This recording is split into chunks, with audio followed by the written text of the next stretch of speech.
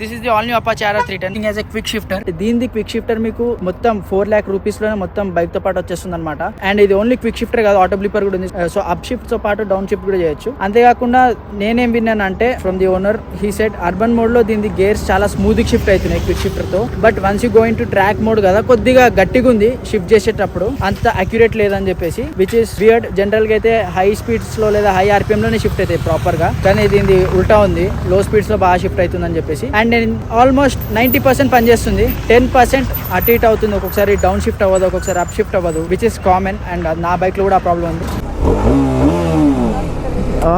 Single cylinder కదా, vibration I can feel it. చలో let's hit it. Oh quick shifter is very smooth bro, butter. Auto flip కూడా చూడాలి, అంటే compare to RS 457 also ఇది చాలా butter ఉంది.